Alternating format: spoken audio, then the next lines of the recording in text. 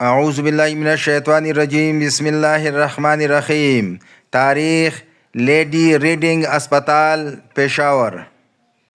Lady reading اسپتال پاکستان کے صوبہ خیبر پختونخوا پشاور میں واقع ہے۔ یہ پاکستان میں اہم پوسٹ گریجویٹ میڈیکل انسٹیٹیوٹ میں سے ایک ہے۔ اسے لوے اسپتال یعنی بڑا اسپتال اور جرنیلی اسپتال بھی کہا جاتا ہے۔ یہ ہندوستان کے وائسرائے لارڈ ریڈنگ کی بیوی ایلس اسہاگ ریڈنگ کے نام پر ہے۔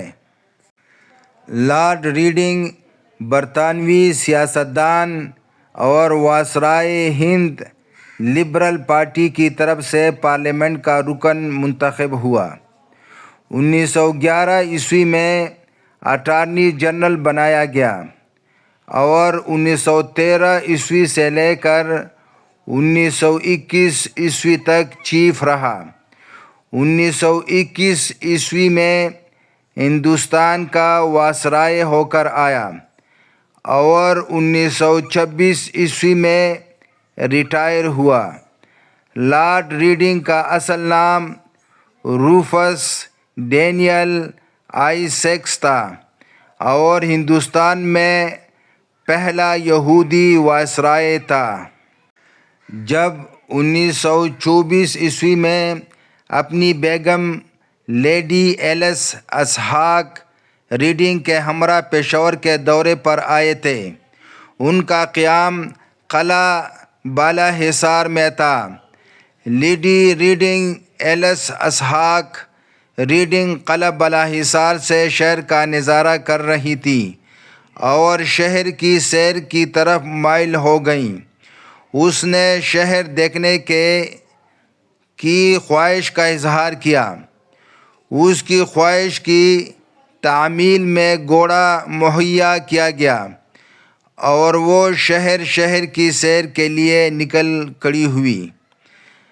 جب وہ واپس قلعے کی طرف لوٹ رہی تھی تو گھوڑا خوف زدہ ہوا اور لیڈی گھوڑے سے گر گئی۔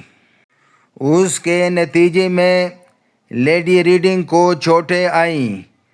طبی امداد کی عدم فراہمی نے اسے فوری طور پر بے ہوش کر دیا۔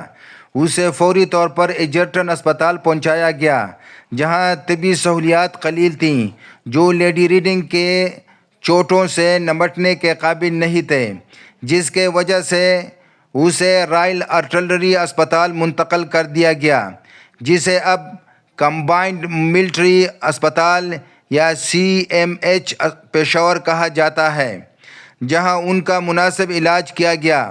لیڈی ریڈنگ صحتیاب ہو گئی لیکن اس پر اس واقعے کے بے تحاشا اثر ہوا اور دل میں پشاور کی ناکافی طبی سہولت کے خلش رہ گئی۔ 1926 عیسوی میں لارڈ ریڈنگ کی ریٹائرمنٹ کے بعد وہ دہلی سے پشاور آئیں اور ایجرٹن اسپتال کی جگہ ایک معیاری اسپتال تعمیر کرنے کی مہم چلائی، جس کے لیے اس نے 10 لاکھ روپے جمع کیے۔ اس تعمیر کے لیے انہوں نے 52,000 روپے، جو کہ اس وقت کافی بڑی رقم تھی، اپنی جیب سے ادا کر دی۔ اس اسپتال کو بعد میں 150 بستروں پر مشتمل ڈسٹرکٹ ہیڈ کوارٹر اسپتال کا درجہ دیا گیا اور 1930 عیسوی میں یہ 200 بستروں والا اسپتال تھا۔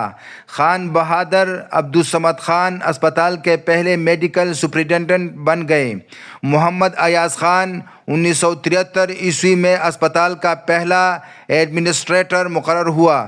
یہ اسپتال 1955 عیسوی میں خیبر میڈیکل کالج سے میڈیکل، سرجیکل، ENT، آئی اور TB وارڈ سے وابستہ ہو گیا۔ یہ اسپتال 1927 عیسوی میں قائم کیا گیا۔